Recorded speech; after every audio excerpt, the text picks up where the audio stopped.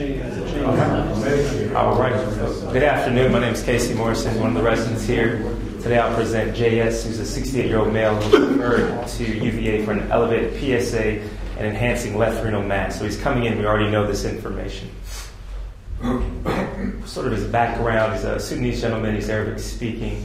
He's unaware why he's been referred to the hospital other than believing that he'll have some form of surgery today. With him comes records documenting a PSA of around 20, which arose to 24 after a course of antibiotics. This is about a 4 to 6 week course. He returned to his PCP.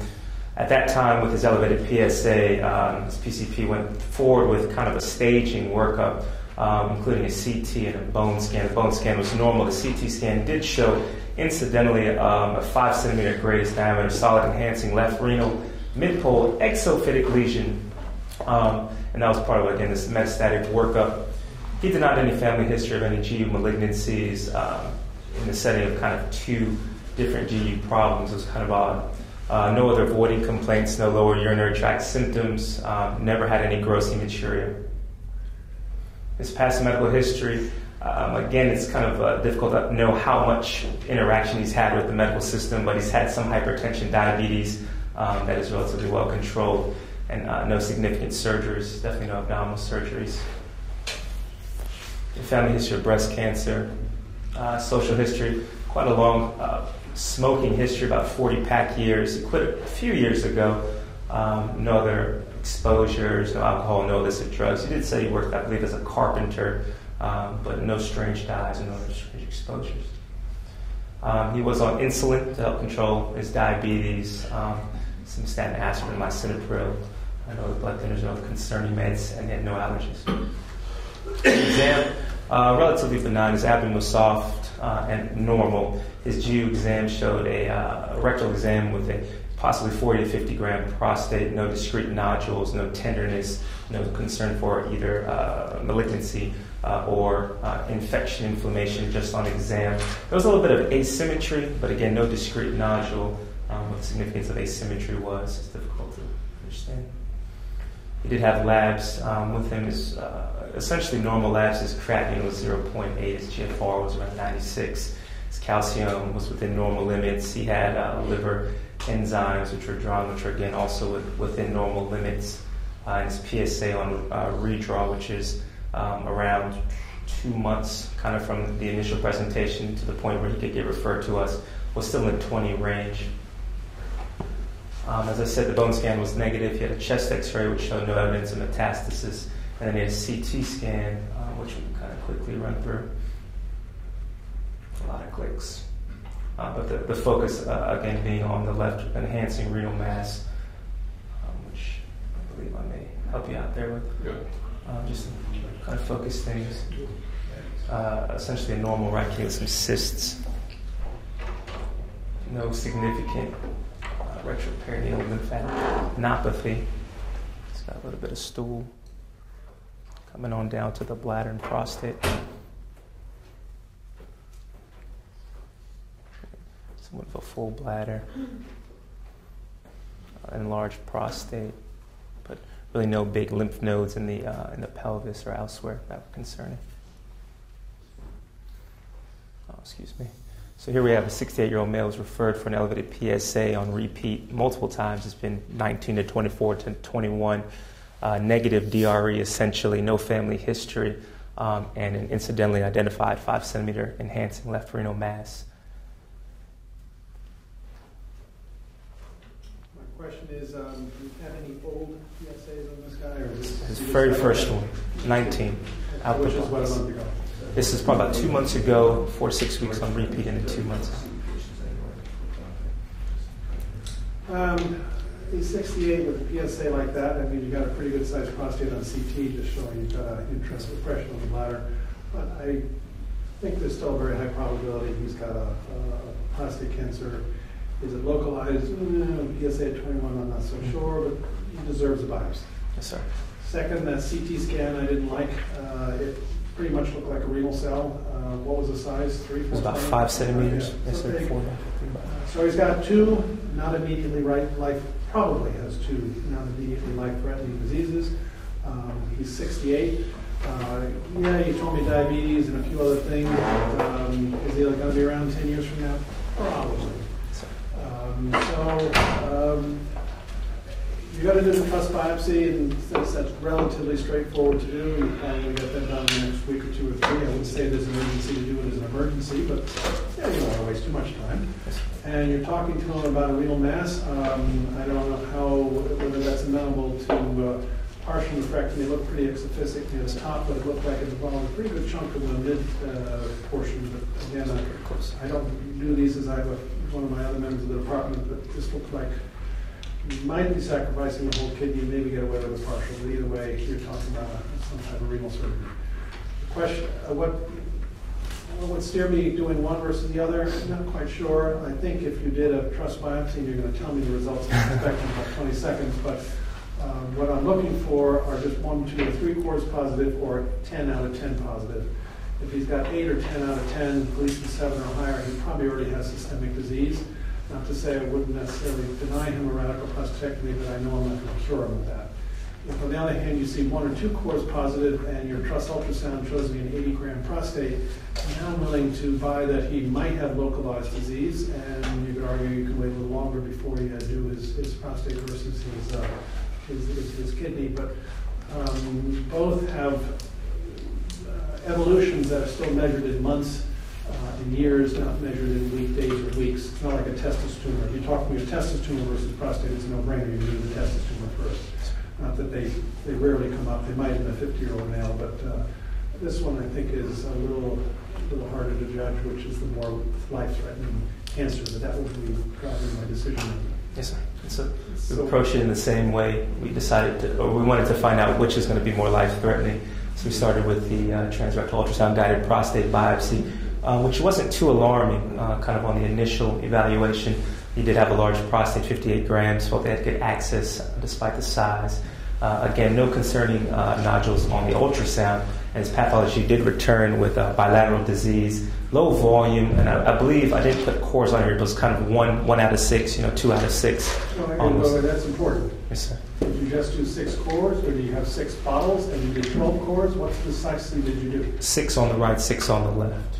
So you did 12 cores, of which 1 was positive, or 2? 1 on to 2. Each side, so 1 out of 6 was positive on each side. Correct.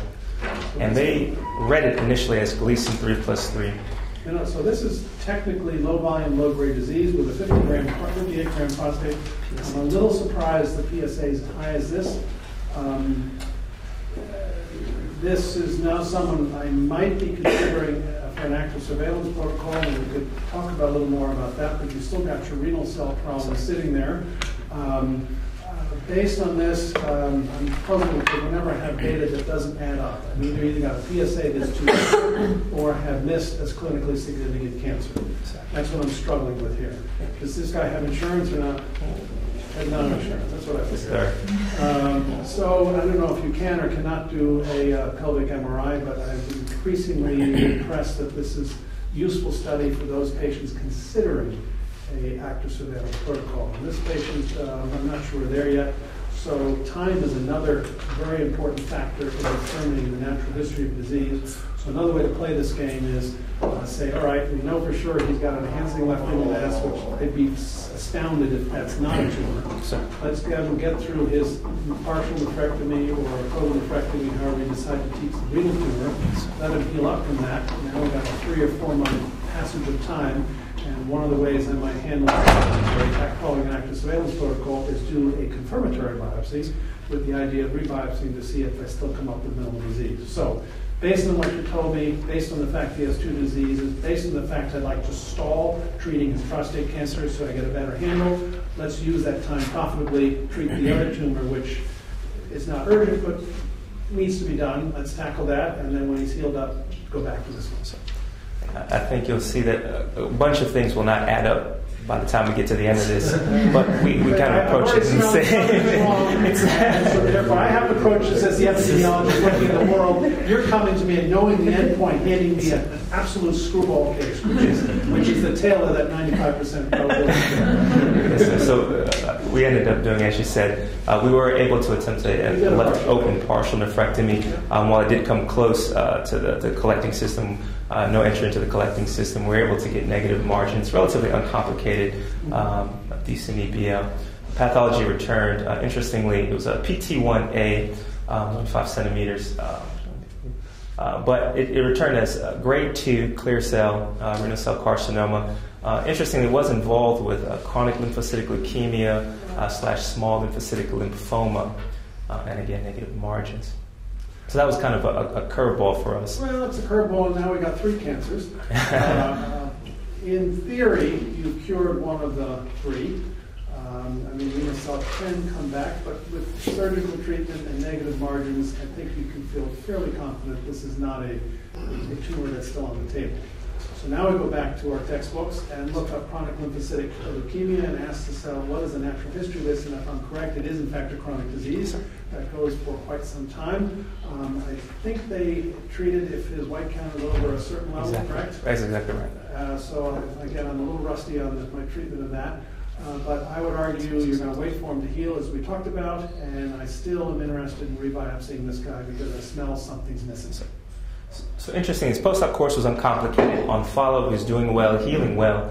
And at some point, he returned to his home hospital where a follow-up CT had been performed.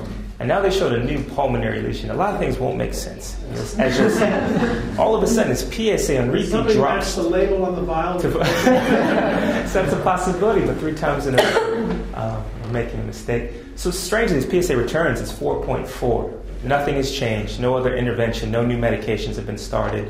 No 5-alpha reductase. Nothing has changed. Okay. His creatinine post partial nephrectomy is 1.2. His GFR is 84, down a little bit from 96. And again, kind of this electrolytes, liver enzymes, normal, no evidence of kind of escape disease. Well, one of them makes more sense. This PSA makes a lot more sense with your pathology than the previous ones, but I would still argue he's now moved up in my mind as potentially a candidate for active surveillance, though I'm still stuck with, I would like a confirmatory biopsy within a year. I'm distrustful of basing any decision-making on a single lab value, especially a lab value that's screwy. So at the very starters, it's cheap to repeat, so I'll probably get another PSA in another month or 2 just to see where that's taking us. Your pulmonary lesion is intriguing, you haven't shown me the CT scan, but if it's something I can stick a needle in, I will probably stick a needle in because I need to know of our 3 tumors, which is it likely to be. So here will be another screwball. They also performed another bone scan, again showed no changes. Just out of curiosity, why did you get that? So this was done, I believe this was part of his initial workup. This is just a reference to the initial bone scan, no changes. So again, we saw no repeat. This was done originally. So as part of his follow-up, we looked back and said, again, we didn't see anything, we didn't miss anything. Right. But we did take a look at the CT scan, and as you'll see, first, there are axillary lymph nodes that are enlarged. Okay. But when we reviewed the CT scan here, they said that they saw no suspicious pulmonary lesions. And so this is the one with the nodule and chest X-ray? Correct. So in our review, they saw no evidence. Unfortunately, I don't give you, I may give you pulmonary windows, but I don't believe I did. In any case, we felt that there was no concerning pulmonary lesions. There was a new axillary node, which had not been seen before. And then going back down to the kidney as part of kind of his post-op surveillance. Post-op changes, but no discrete mass that we can identify on the left kidney, and the right kidney still looks healthy. No new lymphadenopathy going down to the bladder and prostate. Again, no big changes. So based on the presence of a new axillary lymph node, the medical oncologist felt it would be prudent to biopsy this. Came back again with this chronic lymphoma, small cell leukemia. And as a result, with 3 malignancies, we plan to discuss them again in tumor board and with the multidisciplinary team. And we're kind of getting to where you said you would rebiopsy. Well, instead of rebiopsying him, we re-reviewed his slides.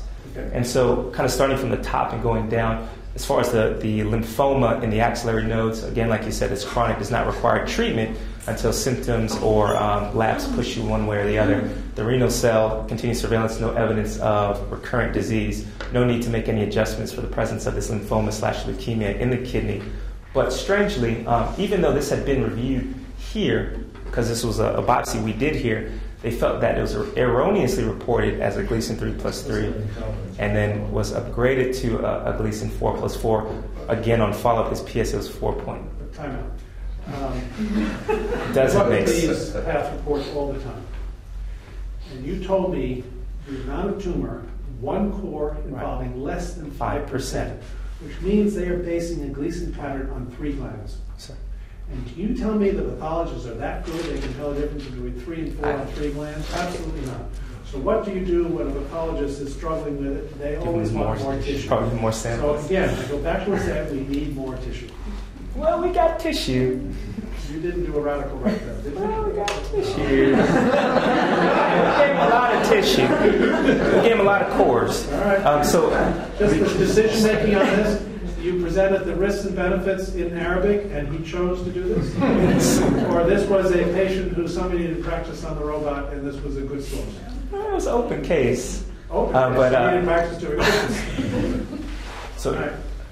we did proceed based on the upgrading discussion in tumor board. It was an 8, and by definition, it's an 8. You had to go ahead. That essentially was kind of the discussion. It was. This is what I call. This is where quality assurance run amok, where you understand the numbers, but you don't understand the process behind it. I.e., less than 5%, 3 cores. You could have run those numbers and shown it to 100 pathologists and gotten a nice bell-shaped curve from Gleason 6 all the way probably to a 9. Yes, sir. And so be careful of that when it's very, very small volume disease. Not to say if the patient said he had cancer and he was going to go for surgery no matter what, deal's off. But if he's deciding, I think you, and the fact that you have a Gleason 7 doesn't surprise me. What was the total volume of disease there? So again, I don't recall the total percentage, but it ended up being T2C, something like that, I believe. Yeah, well, it's D2, it's still combined. I was just curious if it was 80% or 20% or 10%, because we don't know the natural history of this disease. But he's got chronic lymphocytic leukemia in his prostate too. Yes, sir, as well as in the pelvic nodes, seminal vesicles, no evidence of abnormality. Okay. Again, At least it was uncomplicated. You did him no harm, right? Well, we'll see. On follow-up, he returned, no issues with catheter removal. And at 3-month follow-up, his PSA was undetectable. CT scan showed no new disease progression 1 year from his partial nephrectomy, and otherwise no changes. And then we lose him for a year. So he comes back in 2012. Now he's 2 years from his partial nephrectomy, 1 year from his prostatectomy, clinically stable and doing well, and we get repeat imaging. With some improving stress incontinence. So we have stress incontinence. We have to admit. So again, nothing in the chest that we can identify. The axillary lymph nodes are above. Take back. Why are we restaging him? So this is kind of we've lost him for a year. He's had no follow-up with us. He's having surveillance, quote unquote surveillance CT imaging or a repeat imaging of the upper tracts for his partial nephrectomy. So he's now 2 years out. He's had no ultrasound, no chest X-rays, no labs, no anything, no H&P. So we're working up his renal cell. Yes, sir.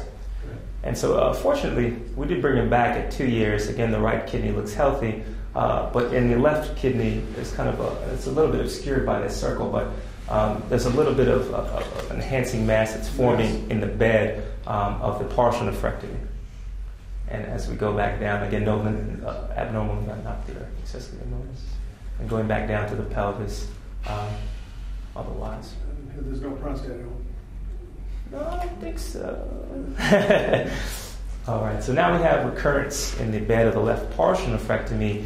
He's essentially biochemically cleared from his prostate cancer, and we know he's got this underlying CLL and SLL.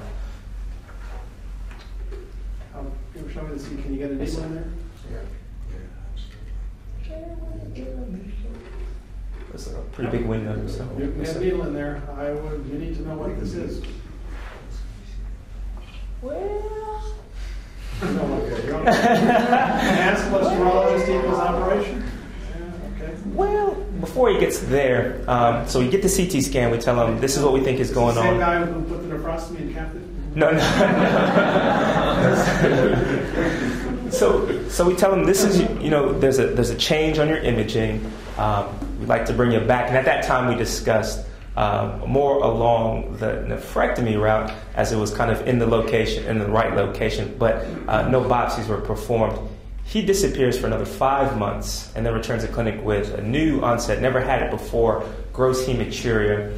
At an outside hospital, he had a Foley catheter placed for clot retention issues.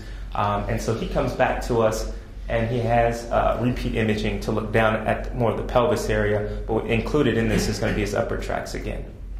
And so this is within about 5 to 6 months. So right when you're seeing, is he having hematuria or not? He does not have gross hematuria at this time. It's kind of amber color is described, but it's not like clots. He's not putting out active bleeding. Possibly some residual stuff left over. Plus, he's got a catheter in. All right, I don't fault you for imaging, but sometimes if you're struggling, if he's got tea-colored urine, scoping someone at that point and watching the arterial orifices can give you some information. Yes, sir. I'd be very curious to see if the left ureter is straightened. Because it might look amber collectively, but it might be a nice dark shoot coming out from the left side. And it's a cheap, easy way to get some information. You can do that analysis. All right, your image done. Great.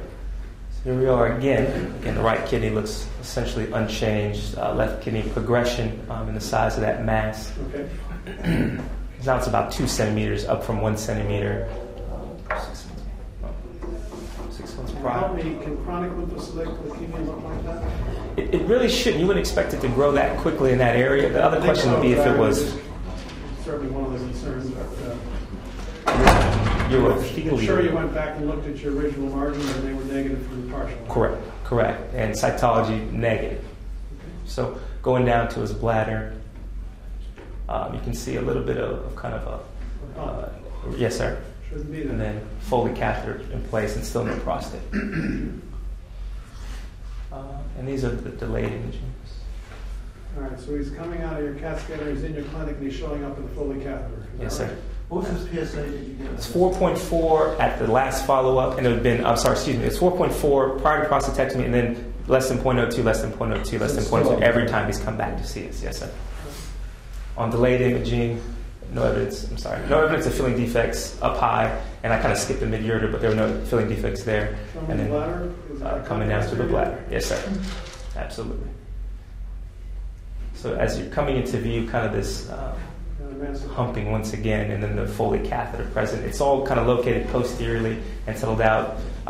We didn't ultrasound him to see if it moved or anything like that at that time, I must admit, but in any case, you're just gonna look. So here we are. We talked to him, a year ago about potential treatment options for the new renal mass. And now he's got a new bladder mass as well, like you said. We did scope and we brought him to the OR at the time of the nephrectomy, performed cystoscopy. There was no mass present at the time of the OR. So was it a blood clot?